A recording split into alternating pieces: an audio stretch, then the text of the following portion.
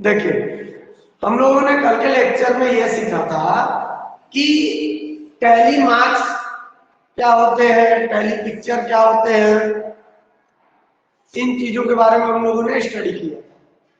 और उसके बाद हम लोगों ने यह सीखा कि अगर किसी डेटा को आप जो है रेक्टेंगल के फॉर्म में या बार के फॉर्म में रिप्रेजेंट करते हैं, that is known as bar graph. सही है। और ये सारी चीजें हम क्यों करते हैं, tally marks, tally picture, bar graph, line graph, pie chart और भी तरह तरह की चीजें हैं, आगे के क्लासेस में आप लोग स्टडी करेंगे। तो इसके बारे में भी एक्सप्लेन किया गया था कि इनका यूज इसलिए किया जाता है ताकि डेटा को इजी से इजी वे में और अट्रैक्टिव वे में आपके सामने रिप्रेजेंट किया जा सके, ताकि कोई भी उस डेटा को देखकर आसानी से अपने काम की इंफॉर्मेशन निकाल ले। ठीक है, दैट इज द पर्पस। तो अब हमारे सिलेबस में तो बार ग्राफ है।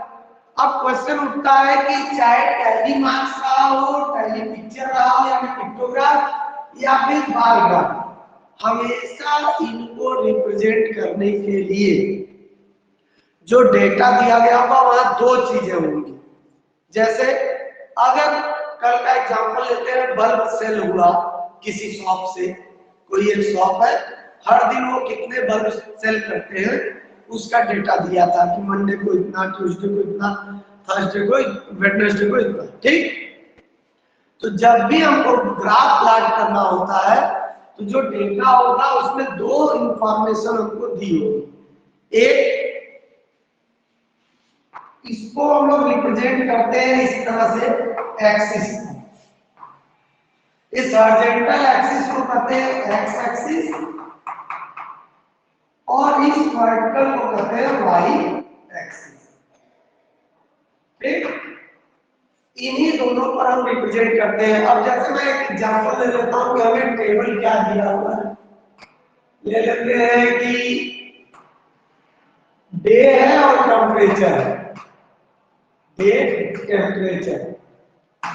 तो भाई डे में मंडे को है 36 डिग्री शहर का तापमान, ट्यूसडे को मान लेते हैं 40 डिग्री है, 35 इजी हो जाए थोड़ा, वेडनेसडे को आपका 25 तो नहीं होगा, 45 डिग्री, और फिर से थर्सडे को ये आ गया 40 डिग्री।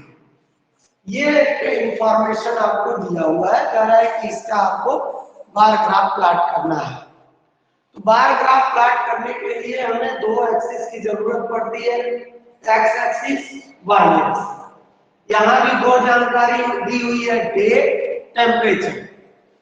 इस पॉइंट को हम कहते हैं ओरिजिन, मूल बिंदु। ठीक, कुछ लोग अभी भी जुड़ रहे हैं, रिक्वेस्ट भेज रहे हैं।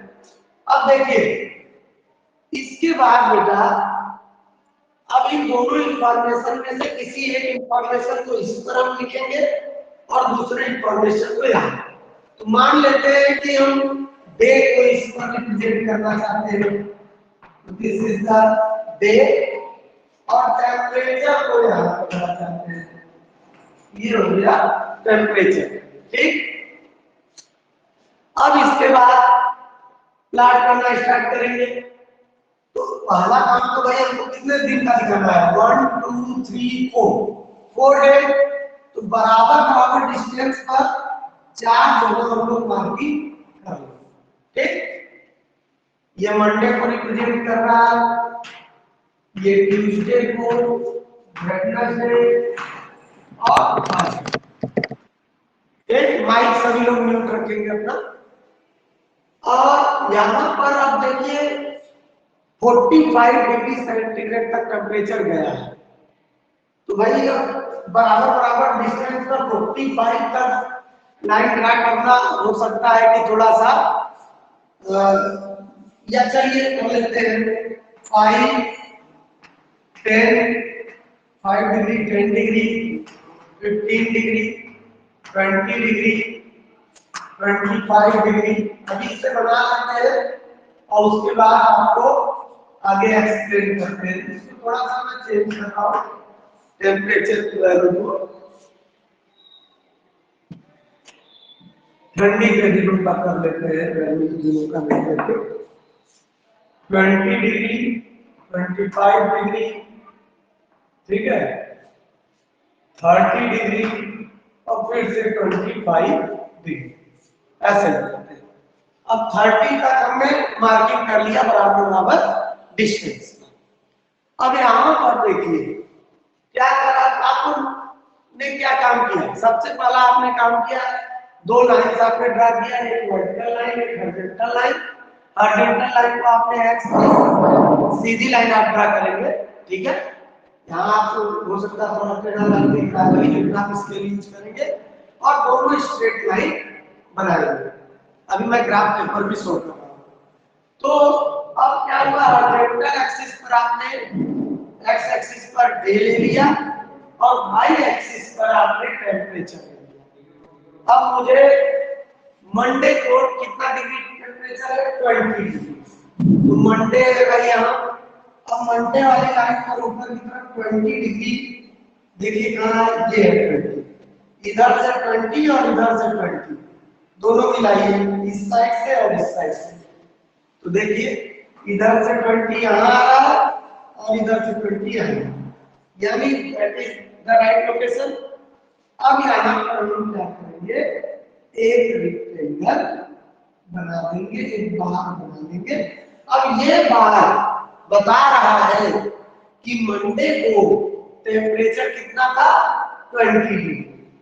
अगला ट्यूसडे, अब ट्यूसडे को कितना आ रहा है, 25 डिग्री। तो इधर से और इधर से दोनों तरफ से ले चलते हैं, यहां कहीं मिल रहा है, देख रहे यहां कहीं। तो अब 25 डिग्री वाले स्थान पर पॉइंट लगा लिए और एक बार उतनी ही चौड़ाई का उतने बना लिए। अब ये वाला 20 डिग्री को रिप्रेजेंट कर रहा और ये वाला 25 डिग्री को रिप्रेजेंट कर रहा है। वेडनेसडे को 30 डिग्री है, तो भाई वेडनेसडे यहाँ 30 डिग्री और 30 डिग्री और वेडनेसडे मिला दीजिए ना, एग्जैक्ट जहां आ रहा है सही सही, ये यहाँ कहीं, यहाँ एक बात ग्राफ बना दीजिए, ठीक। ये 30 डिग्री को रिप्रेजेंट कर रहा है। और नेक्स्ट है हमारा फिर से थर्सडे को 25 डिग्री, तो थर्सडे और 25 डिग्री को आगे बढ़ाइए, ये कहीं यहाँ पर, तो यहाँ हम एक बार ग्राफ बना लेंगे। इस तरह से हमारा बार ग्राफ बहुत ही आसानी से रेडी हो गया।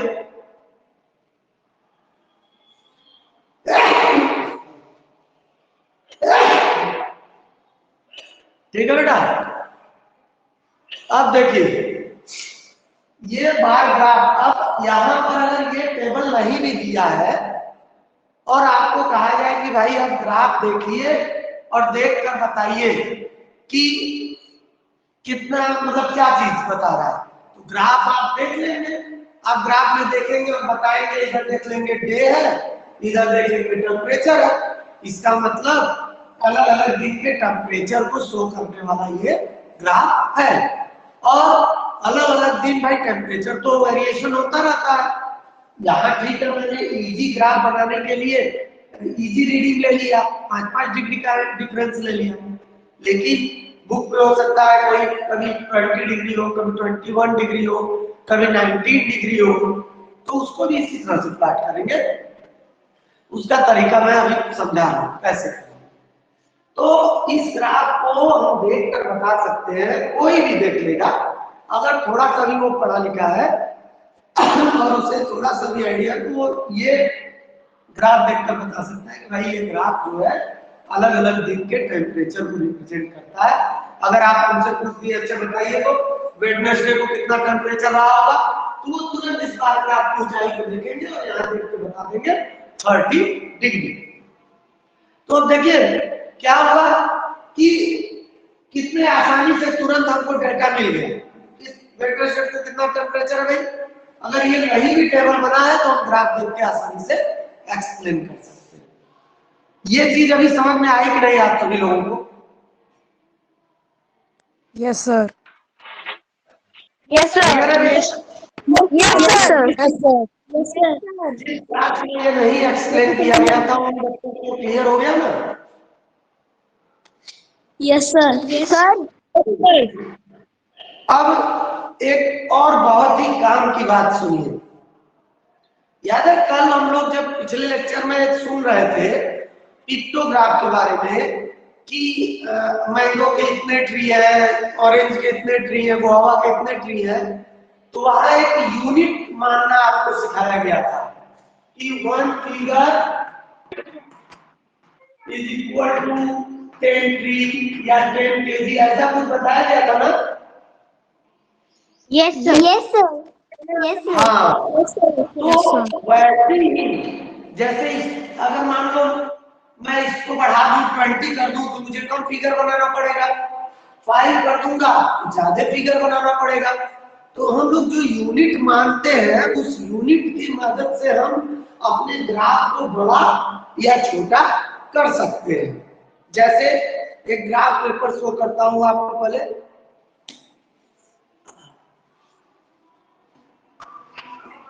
सर ग्राफ पे ब्लॉक वाइज हो जाएगा वो। हाँ बेटा, एक मिनट बता। सर इसका फॉर्मूला होगा। सर इसका फॉर्मूला होगा सर 1 यूनिट इक्वल टू 5। हाँ बिल्कुल बिल्कुल। अब थोड़ा सा रुक जाइए रोशन, मैं बस एक्सप्लेन कर दूं तब आप लोगों से पूछूंगा। ये ग्राफ पेपर है बेटा, ठीक है, इसे ग्राफ पेपर कहते हैं। आप लोग नोटिस कर रहे होंगे कि इस ग्राफ पेपर में देखिए ये कई स्क्वायर दिख रहे हैं, क्लियर है ये? Yes sir. Yes sir. बड़े बड़े स्क्वायर दिख रहे हैं। Yes sir. यस हाँ ये देखो इसमें कितने स्क्वायर है, ये 1 2 3 4 5 6 7 8 9 10, मतलब कई स्क्वायर है, क्लियर है ना ये? Yes sir. और यस सर। इसे इसे कहते हैं बिग स्क्वायर। और इसके अंदर देखो छोटे छोटे कई स्क्वायर हैं, बहुत छोटे छोटे। इन छोटे स्क्वायर्स को कहते हैं स्मॉल स्क्वायर। एक बिग स्क्वायर में देखो इधर से भी 10 स्क्वायर है, इधर से भी 10 स्क्वायर है, तो टोटल इस बिग स्क्वायर में कितने स्क्वायर होंगे? 40। 14 कैसे भाई? एक फिगर है। सर 40। सर 40। सर 40 बोल रहा हूँ। सर 40। ठीक है, माइक म्यूट कीजिए अभी, रुक जाइए।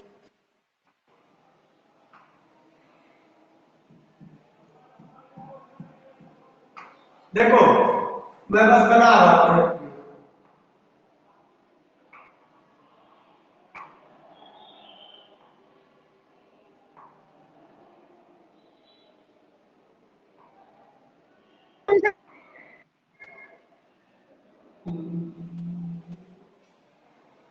ठीक, अब देखिए बिल्कुल उसी तरह का ये भी बना हुआ है ना, ये स्क्वायर थोड़ा गलती हो गई, लेंथ और ब्रेथ बराबर नहीं रख पाए, लेकिन आप इसे स्क्वायर कंसीडर कीजिए।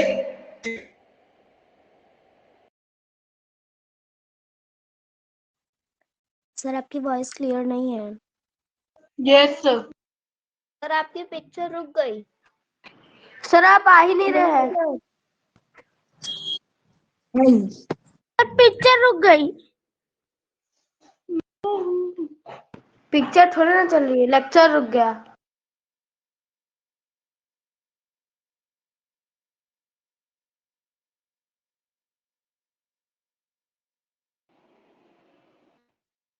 यस सर आ गया।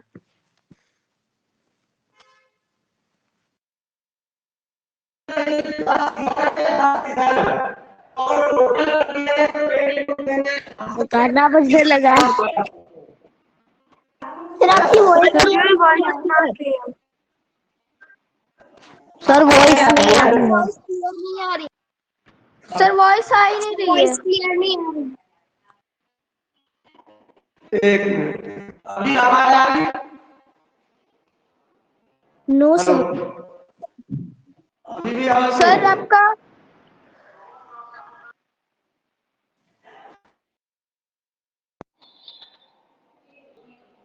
हाँ, अब ध्यान दो बेटा। तो इसे बिग स्क्वायर कहते हैं और इसके अंदर जो छोटे हैं उसे स्मॉल स्क्वायर कहते हैं। अब क्या होगा कि इस ग्राफ पेपर में आप देख पा रहे होंगे कि बिग स्क्वायर्स भी हैं और स्मॉल स्क्वायर्स भी हैं। क्लियर हो रहा ना? तो अब आप कितना बड़ा बनाना चाहते हैं इसी पर डिपेंड करेगा। अगर आप जैसे मैंने लिखा 5 डिग्री या यू 1 big square is equal to 5 degree Celsius, मैंने ये ले लिया अपना यूनिट। अगर मैंने ये यूनिट ले लिया तो देखो इस तरह से ग्राफ बनेगा। एक एक बड़े स्क्वायर पर मैंने मार्किंग कर दिया, एक एक बड़े स्क्वायर पे हमने मार्किंग कर दिया, सब बराबर डिस्टेंस पर हो गया। अगर मुझे इसी ग्राफ को बड़ा बनाना हो कि नहीं मैं बड़ा सा ग्राफ बनाऊंगा, तो मैं मान लेता भाई कि 1 बिग स्क्वायर में मान के स्मॉल स्क्वायर मान लेते। 1 small square is equal to 1 degree C. 1 small square is equal to 1 degree C. अब अगर मैं इतना मान लेता तो मुझे क्या होता कि भाई छोटा भी बना सकते हैं बड़ा भी बना सकते हैं अपनी यूनिट के आधार पे। तुम्हें अच्छा एक ग्राफ दिखाता हूं, उसको देख के ज्यादा समझ में आएगा। हाँ ठीक, सिटी का ही है। देखो बेटा, ये एक ग्राफ है, जरा इस ग्राफ को देख के बताइए तो ये किस चीज के लिए ग्राफ प्लॉट किया गया है, कि क्या रिप्रेजेंट करता है? Sir month temperature. Sir month temperature. अलग अलग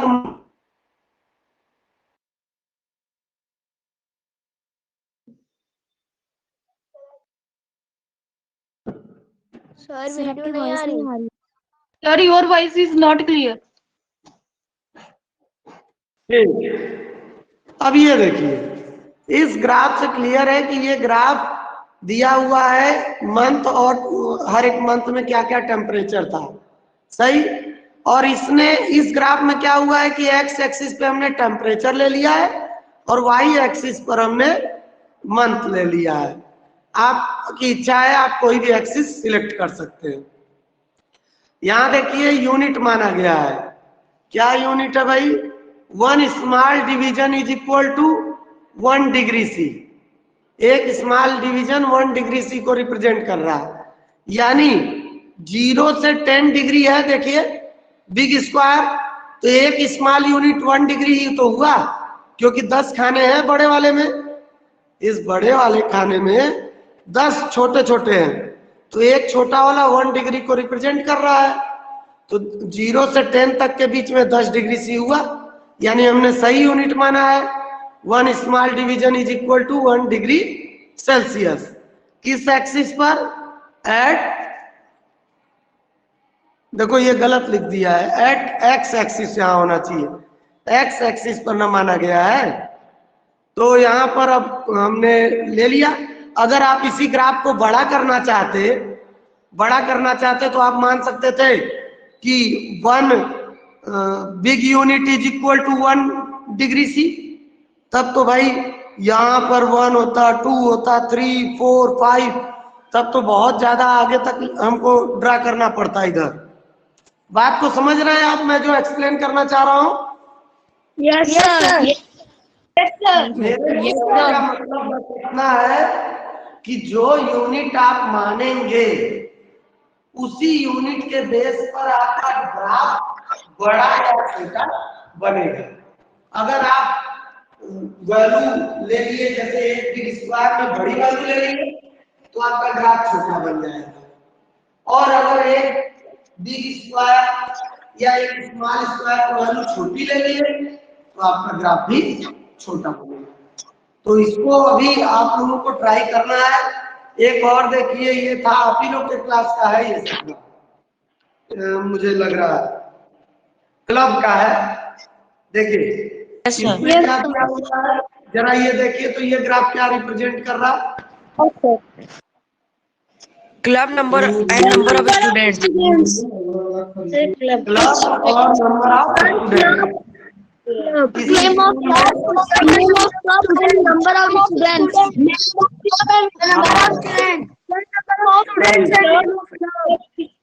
अब रुक जाओ, म्यूट करिए माइक।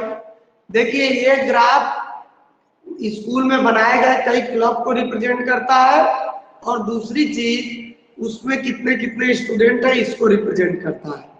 तो इन्होंने देखिए क्लब का नाम एक्स एक्सिस पर रिप्रेजेंट किया है और number of student Y axis पर। क्या यूनिट माने हैं? 1 कितना है? 10 स्टूडेंट है 1 यूनिट स्क्वायर में। 1 यूनिट लेंथ का मतलब हुआ कि 1 यूनिट लेंथ, ये वाला बड़ा वाला, उसको 10 स्टूडेंट करके रिप्रेजेंट कर रहे हैं। तो बड़ी आसानी से देखो मार्किंग हो गई। अगर आप कहते कि 1 big unit is equal to 5 student, तब तो 2 बिग यूनिट पर 10 आता, तो और बड़ा ग्राफ हो जाता आपका। ठीक है, क्लियर है ये सबको? Yes, yes, sir. Yes, sir. Yes, sir. तो कुछ काम आप लोगों को दिया जाए? Yes, sir. एक minute. Yes, sir. Yes, sir. Yes, sir. Okay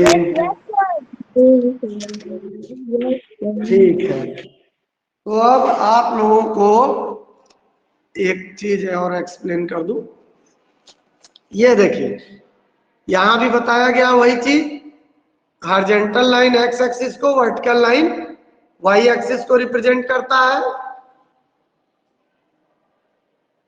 और ये वाला ग्राफ जब इस तरह से बार बनता है रेक्टेंगल, तो इसको कहते हैं वर्टिकल बार ग्राफ। देख रहे हैं? और यही जब इस तरह से बार ग्राफ बनेगा तो इसको हम कहेंगे हॉरिजॉन्टल बार ग्राफ। ये दोनों तरह का बार ग्राफ आपको एक्सप्लेन कर दिया है हमने। अब आप लोगों को इस क्वेश्चन को करना है।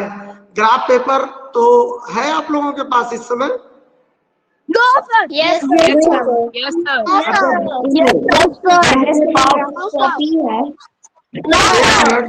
शांत हो जाइए।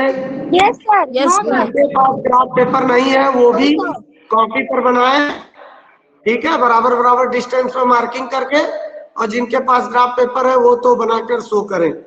5 मिनट का समय या 2 से 3 मिनट का समय दे रहा हूं, आप लोग तुरंत बनाइए। इस क्वेश्चन में सबसे ज्यादा जो है डांस एंड म्यूजिक क्लब में 180 स्टूडेंट है। तो एक बिग यूनिट का मतलब है 20 स्टूडेंट दिया हुआ है क्वेश्चन में, तो 20 से 180 को अगर डिवाइड करें तो 9 यानी 9 जैसे इक्वल डिस्टेंस पर मार्किंग कर सकते हैं। ये देखिए बराबर बराबर 9 डिस्टेंस पर हम कर ले 1 2 3 4 5 6 7 8 9 यहां तक कर लिए। और 6 क्लब है, 6 क्लब में भी बराबर डिस्टेंस पर 1 2 3 4 5 6। यहां दिया हुआ है 1 बिग यूनिट या 1 big square is equal to 20 students. 20 students दिया हुआ है। तो अब क्या करोगे आप? आरुषि आप भी ध्यान दीजिए, आपने पूछा है तो कह रहा मैथ्स क्लब में 150 है, तो मैथ्स क्लब में 150 है, तो 150 को डिवाइड कर लो 20 से, कितना आएगा 7.5। तो अब 7.5 यहाँ पे लिख लो 20, 40, 60, 80, 100, 120, 140, 160 एंड 180। तो अब कितना है भाई 150। तो 150 कहाँ आएगा 60 और 40 के बीच में। तो 60 और 40 के बीच में यानी इसके आधे पर होगा 150। Yes. तो इधर से 150 और इधर से ये वाला क्लब यहाँ आएगा ठीक सामने। अब यहाँ पर हम एक लिख लेंगे ऐसे एक बार बना देंगे और ये किस क्लब को रिप्रेजेंट करता है मैथ्स क्लब को। तो इसी में नाम लिख देंगे मैथ्स क्लब। आंसर क्लियर है ये? Yes, sir. ठीक सर क्वेश्चन अब हो गया। ठीक है बेटा अभी देख रहा हूँ। पहले मुझे एक्सप्लेन कर लेने दीजिए इस क्वेश्चन को थोड़ा सा एक्सप्लेन कर लेने दीजिए।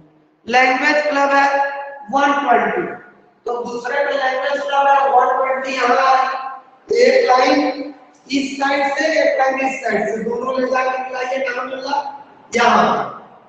तो अब ये वाला लैंग्वेज क्लब को रिप्रेजेंट करेगा। यहाँ एक रेक्टेंगल बनाइए लैंग्वेज क्लब देखिए ठीक।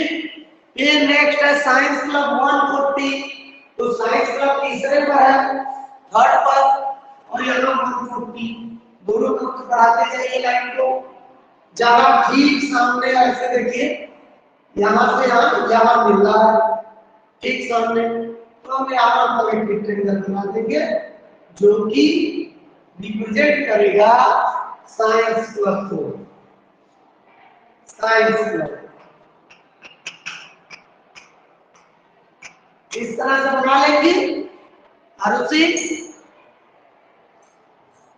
Yes, sir. हाँ बेटा ठीक। तो अब इस तरह से आप लोगों को ये जो दोनों क्वेश्चंस हैं एक ये क्वेश्चन पहला तो आपको शो किया ही था हमने एक Yes, ये sir. क्वेश्चन आपको ग्राफ पर प्लॉट करना है और ये तीसरा वाला भी ग्राफ पर प्लॉट करना है। ये दोनों क्वेश्चन आपको प्लॉट करना है। बताओ सर सेकंड वाला कंप्लीट हो गया। Sir, graph कंप्लीट हो गया अभी तुरंत किया हूँ। अभी देख लेते हैं अभी देख लेते हैं। sir, graph paper पे। हाँ ग्राफ पेपर अरेंज कर लीजिए। अब तो ग्राफ पेपर पर सीखना ही ना पड़ेगा भाई। Yes, sir. चलिए अब वीडियो अलाउ है देखते हैं कौन कौन शो करता है। सर मैं सेकंड शो कर रहा हूँ। सर अभी तुरंत किया। हाँ बिल्कुल बिल्कुल शोर मत करिए बस आपका ही शो करता है। सर जब Sir, question number second complete. Sir देख लीजिए। 1 by 1 शो। सर देख लीजिए। अरे तो शो करो बेटा तब अनपिन कर दिए हैं अपने को। पवित्र। हाँ प्रशांत का काफी दिख रहा है सही से दिखाइए। ठीक वेरी गुड। कौन सा ग्राफ रही है प्रशांत? सर क्या है सर ये है सर ये सर वो वर्टिकल ग्राफ है कि वर्टिकल ग्राफ है? सर वर्टिकल ग्राफ है। हाँ ठीक है और ग्राफ और अच्छा बनाइएगा ठीक है। चलिए सर इतना ही इंग्लिश मत मेरा हो गया। सर मैंने भी बनाया। रोशन ये सर कितना माने हो scale 1 big square is equal to? Sir 1 big square is equal to 200। Very good. Priyanshu copy तो करो। Yes sir. क्या देख लीजिए। एक मिनट। बहुत अच्छे वेरी गुड बेटा very good. Shamli Singh show करो बेटा। शामली देख रहे हैं बेटा देख रहे हैं। जिसका भी मिल रहा है उन सबको मैं शो करने की कोशिश कर रहा हूँ। अब कई लोग वीडियो ऑफ कर दे रहे हैं इसलिए। ये है मोहित। मोहित की कॉपी बहुत अच्छे वेरी गुड। इस एक्स एक्सिस पे मतलब आप रिप्रेजेंट कर रहे हैं सब्जेक्ट ना ठीक लैंग्वेज को ठीक जया, वेरी गुड जया, बहुत अच्छे। मतलब ये सभी लोग ग्राफ अब आसानी से प्लॉट कर ले रहे हो आप लोग। Yes sir. ठीक से टू से मैं चाह रहा हूँ कोई तो करे, लेकिन नहीं कर रहे हैं आप लोग। सर मैं सीख चुका हूँ। कौन? आयुष? सर मुझे शो करना है। खुशी? खुशी Yes, चलो कहाँ तुम्हारा है वीडियो तब ना। यार मैं भी 6 का ही हूँ, मैंने भी शो किया था। वगात ना, ठीक है। और मेरा देख लीजिए पवित्र। ये पवित्र का बहुत अच्छे, पवित्र वेरी गुड, बहुत अच्छा है, आप लोगों ने बहुत अच्छा काम किया। अब ये चैप्टर कंप्लीट सबका। Yes sir. Yes sir. ठीक है बेटे, मेरी बात को ध्यान से सुनो। अब इस चैप्टर को अच्छे से कंप्लीट कर लीजिएगा जिसका नहीं हुआ है कॉपी में। और अब कल अगर क्लास हम लोग को मिलती है मैथ्स की, तो फिर हम लोग एक बार पेरीमीटर एंड एरिया रिवीजन करेंगे अच्छे से, और एक्सप्लेन भी मैं करूंगा, ठीक है? तो आज के लिए इतना ही रहने क्लास में। Have a nice day sir. Have a nice day, sir. Have a nice day, sir. Have a nice day, sir. Have a nice day, sir. Have a nice day sir. Have a nice day sir. Nice. Have a nice day sir.